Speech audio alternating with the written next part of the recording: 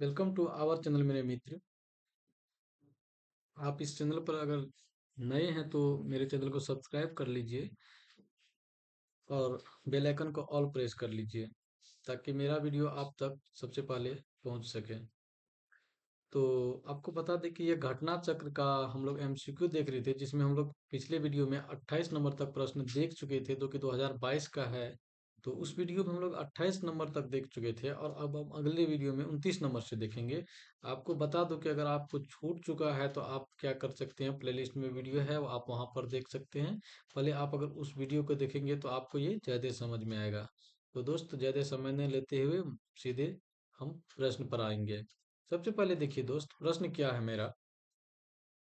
प्रश्न की अगर बात करें मेरे मित्र, प्रश्न 29 नंबर का आप देख सकते हैं यहाँ पर। निम्नलिखित में से कौन भारतीय राष्ट्रीय कांग्रेस का अध्यक्ष कभी नहीं चुना गया। देखिए दोस्त, सबसे पहले हम लोग इसका क्या करें, थोड़ा बड़ा साइज कर लेते हैं। बड़ा साइज कर लेने से अच्छा रहेगा। आइए बड़ा साइज करके फिर से एक बार पढ़ लेंगे हम लोग क्वेश्चन को। क्वेश्चन को देखिए क्या करा है कि निम्नलिखित में से कौन भारतीय राष्ट्रीय कांग्रेस का अध्यक्ष कभी नहीं चुना जा सका। तो इसका ऑप्शन ए है लाला लाजपत राय। ऑप्शन बी है एनी बेसेंट। ऑप्शन बी है एनी बेसेंट। एक सेकेंड बस। और ऑप्शन सी है मोतीलाल नेहरू। और ऑप्शन डी है बाल गंगाधर तिलक।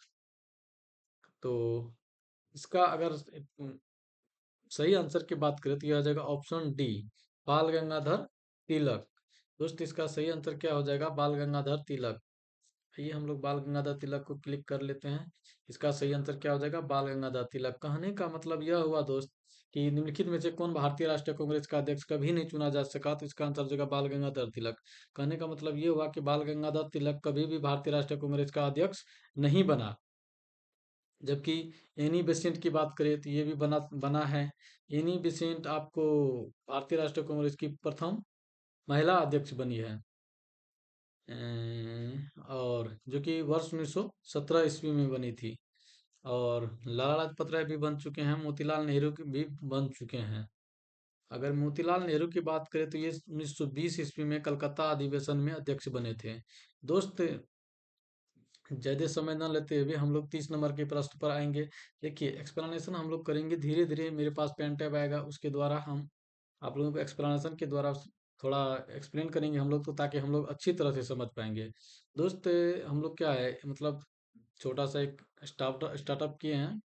स्टार्ट किए हैं मतलब स्टार्टअप को स्टार्ट किए हैं। कहने का मतलब यह है कि स्टार्टअप करने का मतलब क्या है कि कोई भी आप छोटी सी चीज करने का प्रयास करते हैं तो एक स्टार्टअप कहलाता है। तो सबसे पहले देखिए, आप स्टार्ट किए हैं तो समय तो लग ही जाएगा किसी चीज को आगे बढ़ने में। सबसे पहले देखिए, चलिए हम लोग सीधे प्रश्न पर आते हैं। डी नंबर इसका आंसर हो जाएगा। 30 नंबर का प्रश्न देख लेते हैं। 30 नंबर का प्रश्न क्या कर रहा है कि निम्नलिखित में से किसने कभी भी भारतीय राष्ट्रीय कांग्रेस के किसी भी अधिवेशन की अध्यक्षता नहीं की। दोस्त, इससे पहले भी यही प्रश्न था जो कि ऑप्शन में डिफिकल्ट था। देखिए ऑप्शन ऑप्शन के अगर एक नंबर के ऑप्शन की बात करें दोस्तों, लाला लाजपत राय है। बी नंबर की बात करें तो बाल गंगाधर तिलक है। सी नंबर की बात करें तो गोपाल कृष्ण गोखले है। डी नंबर की बात करें तो सुभाष चंद्र बोस है। इसका सही आंसर की अगर बात करें तो इसका ऑप्शन डी हो जाएगा इसका आंसर। इसका सही प्रश्न की बात करें तो इसका एक सेकेंड, सॉरी, बस इसका सही प्रश्न की सही आंसर की अगर बात करें तो दोस्त, इसका सही आंसर क्या हो जाएगा, बी नंबर, बाल गंगाधर तिलक ऐसे थे जो कि कभी भी भारतीय राष्ट्रीय कांग्रेस के अध्यक्ष अध्यक्षता नहीं की। बाल गंगाधर तिलक कभी भारतीय राष्ट्रीय कांग्रेस की अध्यक्षता नहीं की। इसमें से सबको बता दें कि जिन्होंने सभी किए हैं, तो इसका सही आंसर ये हो जाएगा। चलिए आप लोग 31 नंबर पे आते हैं। 30 नंबर का प्रश्न देख चुके हैं, 31 नंबर के प्रश्न पर आएंगे। और यहाँ पर आप देख चुके हैं 31 नंबर का प्रश्न क्या कर रहा है। 31 नंबर का प्रश्न क्या कर रहा है दोस्तों, सबसे पहले यहाँ पर देख लीजिए 31 नंबर का प्रश्न क्या कर रहा है कि 31 नंबर प्रश्न की बात करें तो लाल बाल और पाल त्रिपुट का कौन सा व्यक्ति भारतीय राष्ट्रीय कांग्रेस का अध्यक्ष हुआ था। तो अध्यक्ष की बात करती है, क्या आ जाएगा आंसर, आंसर लाला लाजपत राय। दोस्त आप जानते हैं कि बाल गंगाधर तिलक नहीं बने थे अध्यक्ष। तो बाल गंगाधर तिलक, हाँ इससे सॉरी एक सेकेंड, हम लोग ना इसका पिछले वीडियो का देख लेते हैं। पिछले एक जो इसका प्रश्न बना है यहाँ पर देख लेते हैं। एक सेकेंड, 25 नहीं नहीं यहाँ पर आ जाएगा। एक सेकेंड, देखिए बाल गंगाधर तिलक यहाँ पर क्या है मतलब भारतीय राष्ट्रीय कांग्रेस का अध्यक्ष नहीं चुना गया था। यहाँ पर भी वही आंसर है जो कि यहाँ पर आप लोगों को घुमा के पूछ दिया गया है। देखिए दोस्त, सबसे पहली बात है कि यहाँ पर देख लीजिए, बाल लाल त्रिगुट का कौन सा व्यक्ति भारतीय राष्ट्रीय कांग्रेस का अध्यक्ष हुआ। तो इसका आंसर क्या हो जाएगा, लाला लाजपत राय हो जाएगा। ऑप्शन ए ही इसका क्लिक कर लेते हैं हम लोग। ऑप्शन ए ही इसका क्या कर लेते हैं हम लोग, क्लिक कर लेते हैं। ऑप्शन ए क्या हो जाएगा, लाला लाजपत राय इसका आंसर हो जाएगा। एक सेकेंड, ऑप्शन ए ही हम लोग इसका क्या कर लेते हैं, क्लिक कर लेते हैं। इसको एडिट कर लेते हैं हम लोग। तो इसका आंसर क्या हो जाएगा मेरे मित्र, इसका आंसर क्या हो जाएगा, लाला लाजपत राय इसका आंसर हो जाएगा। ठीक, अगले पर प्रश्न पे बात करें, 32 नंबर का प्रश्न हम लोग बात करें दोस्त। तो 32 नंबर का प्रश्न क्या है कि निम्न में कौन भारतीय राष्ट्रीय कांग्रेस की अध्यक्ष रही। देखिए दोस्त, अध्यक्ष रही अगर बात करें तो सुचेता कृपलानी नहीं है, ना आसफ अली नहीं है, विजय लक्ष्मी पंडित नहीं है, तो इसका आंसर क्या हो जाएगा, एनी बेसेंट, जो कि वर्ष 1917 ईस्वी में भारतीय राष्ट्रीय कांग्रेस की प्रथम महिला अध्यक्ष बनी है। तो इसका अगर राइट आंसर की बात करें तो ये राइट सही आंसर की अगर बात करें, सही उत्तर की अगर बात करें तो एनी बेसेंट हो जाएगा इसका सही उत्तर। चलिए मेरे मित्र, इसका सही उत्तर तो देख ही चुके हैं। अब हम लोग क्या करेंगे, 33 नंबर का प्रश्न देखेंगे और उसमें भी कुछ सीखने को मिलेगा। देखिए दोस्त, निम्नलिखित में से किस अधिवेशन के लिए कांग्रेस ने पहली बार एक महिला को अध्यक्ष चुना था। दोस्त आप जानते ही कलकत्ता अधिवेशन 1917 ईस्वी में क्या किए थे। तो एनी बेसेंट को भारतीय राष्ट्रीय कांग्रेस की प्रथम महिला अध्यक्ष चुना गया था। ये हम लोगों को कभी नहीं भूलना चाहिए। और गया अधिवेशन कब हुआ था, 1922 ईस्वी में दोस्त। इलाहाबाद अधिवेशन की बात करें तो 1931 में। और लखनऊ अधिवेशन 1916 में। तो होम रूल लीग का गठन भी 1916 ईस्वी में किया गया था। दोस्त हम इसको लिखेंगे ना तो और अच्छा लगेगा, लेकिन मेरे पास अभी पेन टैब नहीं है। तो धीरे धीरे पेन टैब भी हो जाएगा। तो इस चैनल को आप सब्सक्राइब कर लीजिए, क्योंकि आने वाले समय में अच्छा कंटेंट हम आपको प्रोवाइड करवाएंगे। ठीक है दोस्तों, चलिए इसका सही आंसर की अगर बात करें मेरे मित्र, तो सही आंसर क्या हो जाएगा, ऑप्शन ए हो जाएगा, कलकत्ता अधिवेशन। कलकत्ता अधिवेशन 1917 ईस्वी में इसका क्या हो जाएगा, सही आंसर हो जाएगा। मेरे मित्र, ज्यादा समय न लेते हुए हम लोग नेक्स्ट प्रश्न पर चलेंगे और नेक्स्ट प्रश्न पर देखेंगे कि ये क्या कह रहा है। 34 नंबर की अगर बात करें, अखिल भारतीय कांग्रेस की प्रथम महिला अध्यक्ष थी। तो इसका देख ही रहे हैं आपकी, अखिल भारतीय कांग्रेस की प्रथम महिला अध्यक्ष थी, यानी भारतीय राष्ट्रीय कांग्रेस की प्रथम महिला अध्यक्ष कौन थी। तो ये जो एनी बेसेंट बनी थी 1917 ईस्वी में, दोस्त आपको बता ही चुके हैं हम। और वर्ष 1925 ईस्वी में सरोजिनी नायडू क्या प्रथम भारतीय महिला अध्यक्ष बनी थी मेरे मित्र। तो इस दोनों को याद रखेंगे, इसी से रिलेटेड क्वेश्चन पूछ लिया जाता है। देखिए दोस्त, इसका सही आंसर क्या हो जाएगा, एनी बेसेंट हो जाएगा। इसका सही आंसर की बात करें तो राइट आंसर की अगर बात करें तो इसका राइट आंसर क्या हो जाएगा, एनी बेसेंट हो जाएगा। देखिए, ये तो हम लोग देख लिए, लेकिन दो ही क्वेश्चन हम लोगों से मतलब जो रिलेट करता है, जैसे मान के चलिए कि भारतीय राष्ट्रीय कांग्रेस की प्रथम महिला अध्यक्ष पूछे तो दोस्त ये हो जाएगा एनी बेसेंट। और प्रथम भारतीय महिला अध्यक्ष पूछे भारतीय राष्ट्रीय कांग्रेस के, तो ये हो जाएगा सरोजिनी नायडू। और पूछे कितना ईस्वी में प्रथम भारतीय महिला अध्यक्ष का चुना गया था, तो ये 1917 ईस्वी में। और कितना ईस्वी में प्रथम भारतीय महिला अध्यक्ष चुनी गई थी, तो ये सरोजिनी नायडू, तो वर्ष 1925 ईस्वी में। चलिए मित्र, हम लोग अगले प्रश्न पर चले आते हैं। अगले प्रश्न पर देखिए, 35 नंबर का मेरे मित्र, 35 नंबर का प्रश्न क्या है, निम्नलिखित में से कौन भारतीय राष्ट्रीय कांग्रेस की प्रथम महिला अध्यक्ष थी। दोस्त हम लोग पहले आपको बता चुके हैं कि प्रथम महिला अध्यक्ष कौन बन चुकी है, तो श्रीमती एनी बेसेंट बन चुकी है। इसका सबसे पहले हम लोग क्या करेंगे, तो राइट आंसर क्या हो जाएगा, श्रीमती एनी बेसेंट।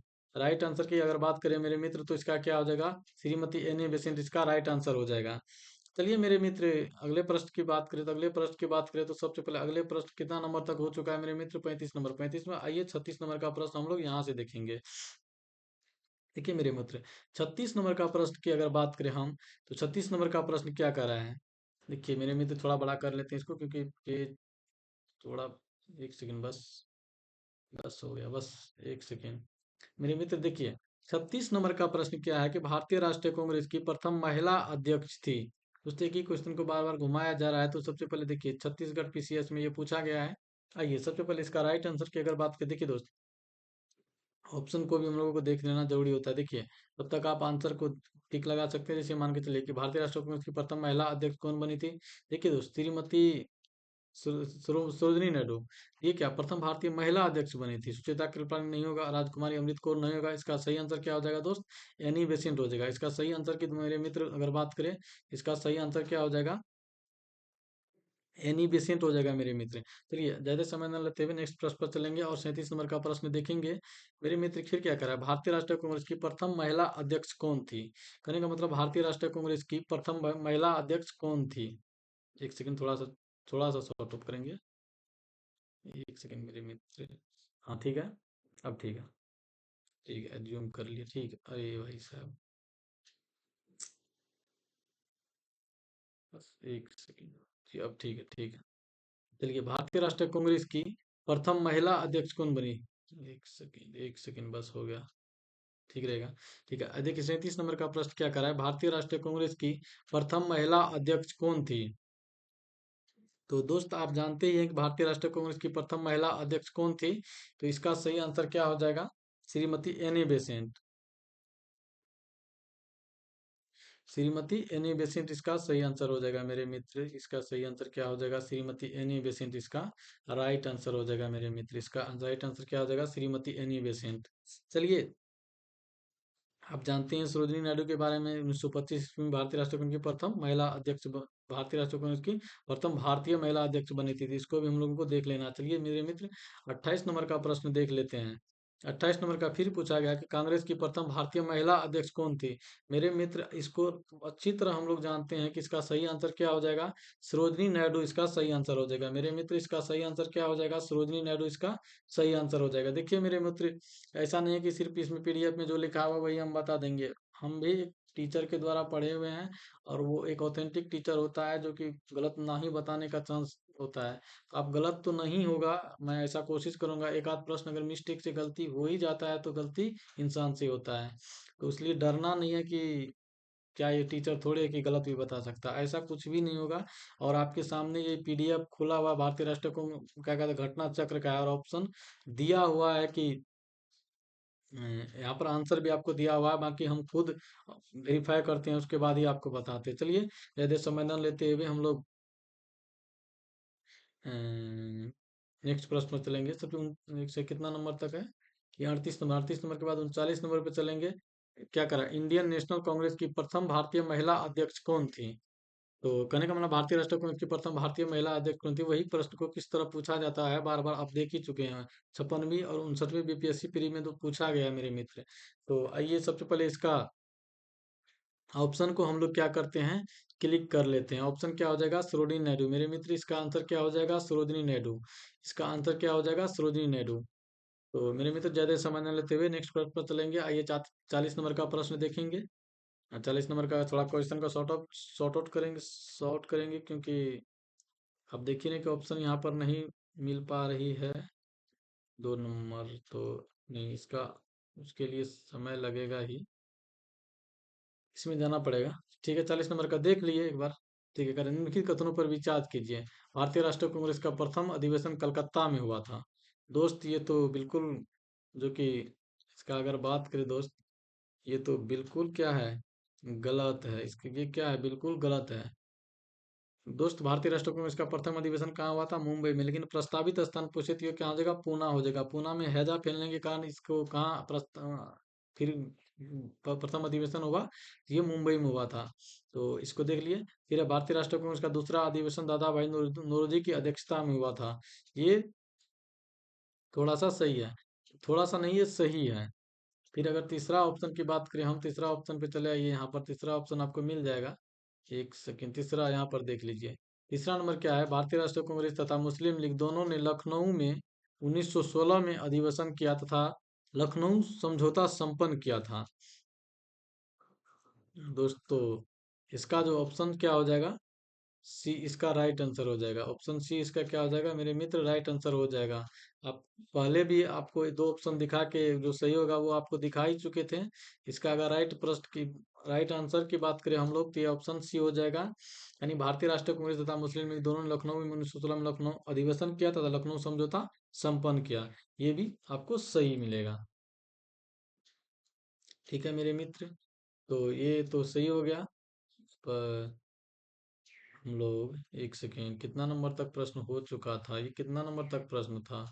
तो 39 नंबर, 40 नंबर हो ही गया। अब हम लोग 41 नंबर के प्रश्न पे चलेंगे। आइए 41 नंबर का प्रश्न पे आते हैं, और 41 नंबर का प्रश्न को हम लोग बखूबी से देखेंगे। चलिए आइए, एक सेकेंड, बस बस बस, हो गया, स्टॉपेज स्टॉपेज स्टॉपेज, बस। चलिए आइए, यहाँ पर हम लोग देख लेते हैं कि 41 नंबर का प्रश्न जो है कि भारतीय राष्ट्रीय कांग्रेस का 27वां अधिवेशन किस स्थान पर हुआ था? मेरे मित्र, इसका सही आंसर को हम लोग क्या कर लेंगे, क्लिक कर लेंगे, बांकीपुर में हुआ था। इसका सही आंसर को हम लोग क्या कर ले, पहले हम लोग सही आंसर को क्लिक कर लेते हैं, बांकीपुर। बाकी हम लोग देख ही रहे हैं कि यहाँ पर लिखा हुआ है, ऑप्शन डी दिया हुआ है, भारतीय राष्ट्रीय कांग्रेस का 27वां अधिवेशन किस स्थान पर हुआ था मेरे मित्र? तो बांकीपुर में हुआ था, यानी पटना में हुआ था। ठीक है, बांकीपुर पटना एक ही जगह है, लेकिन कभी कभी ऑप्शन में पटना भी दिया हुआ रहता है, तो देखिएगा, थोड़ा जान बचा के, बांकीपुर ही इसका सही आंसर हो जाएगा। चलिए, अब हम लोग देख लेते हैं, थोड़ा इसका डिस्क्रिप्शन भी देख लेते हैं। देखिए मेरे मित्र, यहाँ पर क्या दिया हुआ है आप देख ही चुके हैं मेरे मित्र, थोड़ा सा डिस्क्रिप्शन कर लेते हैं, देख लीजिए। भारतीय राष्ट्रीय कांग्रेस का 27वां अधिवेशन दिसंबर 1912 में कहाँ हुआ था? बांकीपुर बिहार में संपन्न हुआ था। इस अधिवेशन की अध्यक्षता किसने की थी? ये बहुत इंपॉर्टेंट मेरे मित्र है, ये लाइन बहुत इंपॉर्टेंट है। आर एन मधुरकर ने 1912 में अधिवेशन की अध्यक्षता की, 27वां अधिवेशन किया था, अधिवेशन की अध्यक्षता किया था। कौन किया था? R N Madhurkar. इसी अधिवेशन में एओ हमको कांग्रेस का पिता कहा गया। किस अधिवेशन में? तो आप देख ही चुके हैं मित्र, बांकीपुर का अधिवेशन था, जहां पर कि आर एन मधुरकर अध्यक्षता किया था, इसी में एओएम को कांग्रेस का पिता कहा गया। चलिए मेरे मित्र, ज्यादा समय नहीं लेते हुए हम लोग को 50 क्वेश्चन कम से कम इस वीडियो में करना है। तो सबसे पहले हम लोग चले आते हैं 42 नंबर का प्रश्न पे। 42 नंबर का प्रश्न क्या करा है? निम्नलिखित में से भारतीय राष्ट्रीय कांग्रेस के किस अधिवेशन में बाल गंगाधर तिलक ने अभिव्यक्त किया था, स्वराज मेरा जन्मसिद्ध अधिकार है, मैं इसे लेकर रहूंगा? दोस्त, इसका सही आंसर की अगर बात करें तो डी हो जाएगा, लखनऊ अधिवेशन 1916। इसको हम लोग सबसे पहले क्या कर लेते हैं, इस ऑप्शन को हम लोग क्या कर लेते हैं, क्लिक कर लेते हैं। इस ऑप्शन को सबसे पहले हम लोग क्या कर लेते हैं, क्लिक कर लेते हैं। इस ऑप्शन को सबसे पहले हम लोग क्या करते हैं, क्लिक कर लेते हैं दोस्त। ये लखनऊ अधिवेशन 1916 हो जाएगा, यानी इसी में स्वराज मेरा जन्मसिद्ध अधिकार है और मैं उसे लेकर रहूंगा। कौन कहा था? बाल गंगाधर तिलक। कभी कभी ये भी पूछ लेता था कि इसका कौन कहा है कि स्वराज मेरा जन्मसिद्ध अधिकार, मैं इसे लेकर रहूंगा, तो बाल गंगाधर तिलक हो जाएगा। दोस्त, आप जानते हैं कि अगर इसी में से थोड़ा थोड़ा ऑप्शन अगर आप देखना चाहें तो 1905 में बंगाल विभाजन हुआ था, और 1907 में सूरत विघटन भी हुआ था, सूरत अधिवेशन भी हुआ था, और देखिए कलकत्ता अधिवेशन 1906 में हुआ था। और होम रूल लीग 1916 में हुआ था, लेकिन मुस्लिम नहीं, एक इसमें हम थोड़ा नहीं, कंफ्यूजन है तो हम नहीं बताएंगे। जिसमें कंफ्यूजन होगा हमें वो नहीं बताएंगे। चलिए 43 नंबर का प्रश्न देख लेते हैं हम लोग। नहीं नहीं, 42 नंबर का प्रश्न के बाद हम लोग सीधे 43 नंबर का प्रश्न को देखेंगे। देखिए मेरे मित्र, 43 नंबर का प्रश्न क्या कर रहा है? 43 नंबर का प्रश्न फिर से रिपीट आपको कर रहा है, स्वराज मेरा जन्मसिद्ध अधिकार है और मैं इसे लेकर ही रहूंगा, किसने कहा था? तो दोस्त, इसका सही आंसर क्या हो जाएगा? बाल गंगाधर तिलक। सबसे पहले हम लोग क्या करते हैं, ऑप्शन को ही क्लिक कर लेते हैं। ऑप्शन को क्लिक करने के बाद ही हम लोग कुछ आगे देखेंगे। सबसे पहले ऑप्शन क्लिक कर लेते हैं, स्वराज मेरा जन्मसिद्ध अधिकार है और मैं इसे लेकर रहूंगा, किसने कहा था? तो बाल गंगाधर तिलक ने कहा था। तो चलिए ज्यादा समय न लेते हुए हम लोग नेक्स्ट प्रश्न पर जाएंगे, और 44 नंबर का प्रश्न देखेंगे। 44 नंबर प्रश्न क्या कर रहा है मेरे मित्र? मेरे मित्र, 44 नंबर का प्रश्न कर रहा है, स्वराज मेरा जन्मसिद्ध अधिकार है और मैं इसे लेकर रहूंगा, यह वक्तव्य किससे संबंधित है? तो मेरे मित्र, इसका जो सही आंसर का बात हम करें तो इसका सही आंसर क्या हो जाएगा? बाल गंगाधर तिलक हो जाएगा। इस ऑप्शन को सबसे पहले हम लोग क्लिक कर लेते हैं। इसका आंसर क्या होगा मेरे मित्र? इसका आंसर क्या हो जाएगा? सी, ऑप्शन सी नंबर, बाल गंगाधर तिलक हो जाएगा। जैसा कि आप देख सके हैं, स्वराज मेरा जन्मसिद्ध अधिकार है और मैं इसे लेकर रहूंगा, यह वक्तव्य किससे संबंधित है? बाल गंगाधर तिलक से। ज्यादा समय न लेते हुए हम लोग नेक्स्ट प्रश्न पर चलेंगे, और नेक्स्ट प्रश्न पर चलते हैं। और देखिए, स्वराज मेरा जन्मसिद्ध अधिकार है, मैं इसे पाकर रहूंगा, किसने क्या था? वही प्रश्न को बार बार रिपीट किया जाता है। यदि समय न लेते हुए हम लोग ऑप्शन को क्लिक करेंगे, इसका आंसर क्या हो जाएगा? बाल गंगाधर तिलक। बाल गंगाधर तिलक ने क्या कहा था? स्वराज मेरा जन्मसिद्ध अधिकार है और मैं इसे पाकर रहूंगा। ठीक है, नेक्स्ट प्रश्न की बात करें हम लोग, चलते 46 नंबर में। 46 नंबर क्या कहा? निम्नलिखित में से किसने कहा था स्वराज हमारा जन्मसिद्ध अधिकार है? इसका आंसर क्या हो जाएगा? सी नंबर, बाल गंगाधर तिलक, यानी बीजी तिलक। बीजी तिलक भी इसको शॉर्ट में बोला जाता है। इसका सही आंसर की बात करें तो क्या हो जाएगा? बीजी तिलक। एक सेकेंड, और इसका सही आंसर की अगर हम लोग बात करें तो इसका सही आंसर क्या हो जाएगा? बाल गंगाधर तिलक इसका सही आंसर हो जाएगा, यानी शॉर्ट में इसको बीजी तिलक कहते हैं। चलिए नेक्स्ट प्रश्न पर हम लोग चलते हैं। 47 नंबर का प्रश्न यहाँ पर खत्म हो गया। अब 47 नंबर का फिर यहाँ से आपको देखने को मिलेगा। कम से कम हम लोग मेरे मित्र इस वीडियो में 50 नंबर तक चलेंगे।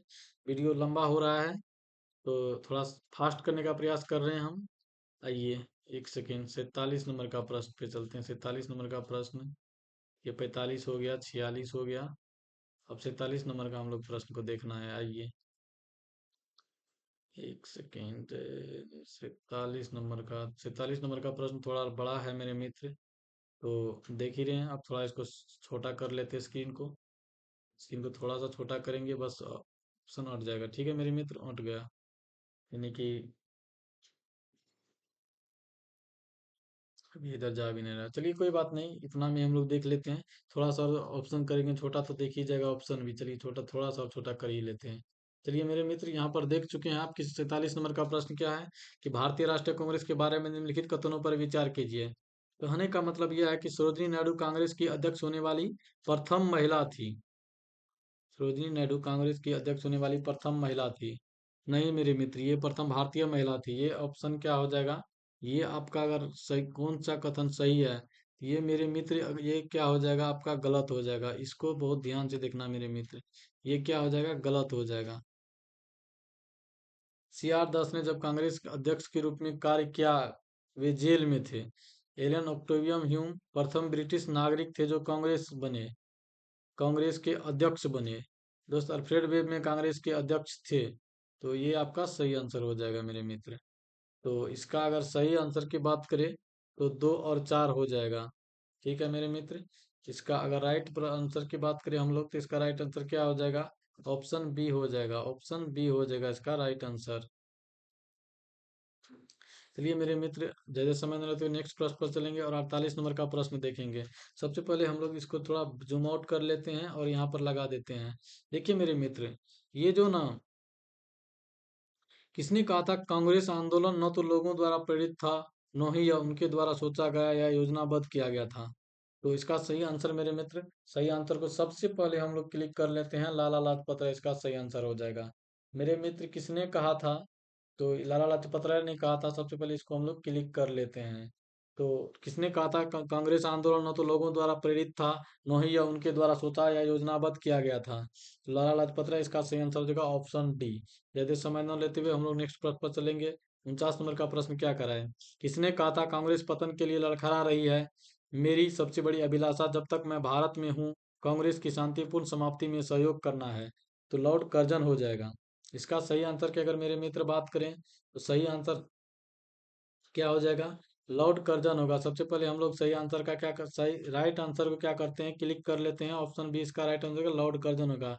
लॉर्ड कर्जन ने कहा था कांग्रेस पतन के लिए लड़खड़ा रही है, मेरी सबसे बड़ी अभिलाषा जब तक मैं भारत में हूँ कांग्रेस की शांतिपूर्ण समाप्ति में सहयोग करना है। मेरे मित्र, अब हम लोग 50 नंबर प्रश्न में चलाते हैं। और 50 नंबर का प्रश्न देखने से पहले हम लोग क्या करते हैं? एक सेकेंड, बस 50 नंबर ही प्रश्न लेंगे हम लोग। बस एक प्रश्न और लेना है हम लोग को। 50 नंबर, 50 नंबर लेना है। तो सबसे पहले आइए, 50 नंबर प्रश्न क्या करा है? अध्यक्ष संबोधन के समय जिस कांग्रेस अध्यक्ष ने हिंदी भाषा के लिए रोमन लिपि लागू करने की वकालत की थी वे थे। इसका राइट आंसर क्या हो जाएगा मेरे मित्र? सुभाष चंद्र बोस ने हो जाएगा। सुभाष चंद्र बोस ने किया था, सब वकालत किया था। सबसे पहले देख लीजिए, सुभाष चंद्र बोस ने वकालत किया था। यानी अध्यक्ष संबोधन के समय जिस कांग्रेस अध्यक्ष ने हिंदी भाषा के लिए रोमन लिपि लागू करने की वकालत की थी वे थे कौन? सुभाष चंद्र बोस। तो आइए मेरे मित्र, यह वीडियो को यहीं समाप्त करेंगे हम लोग, क्योंकि 50 क्वेश्चन, 29 नंबर यानी 20 प्रश्न हमको लगभग 20-21 प्रश्न हम लोग देख चुके हैं। तो वीडियो लंबा हो जाता है, तो इतना ही रखेंगे इस वीडियो में।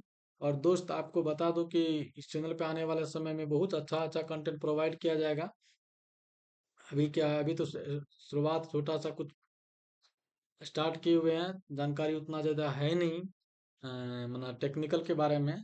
और धीरे धीरे टेक्निकल के बारे में जैसे ही पता चलते चलेगा हम अच्छा तरह से इस पे वीडियो अपलोड करेंगे। दोस्त अगर आपको ये चैनल अच्छा लगे तो सब्सक्राइब जरूर कीजिए और कमेंट जरूर कीजिए। दोस्त हमें कमेंट की बहुत आशा रहती है आपसे लोगों से। कुछ लोग कमेंट करते भी हैं तो थोड़ा मतलब ये सजेशन दीजिए कि हम आगे इसमें क्या ही कर सकते हैं आप लोगों के लिए, तो वो बेहतर रहेगा। Thank you all of you guys.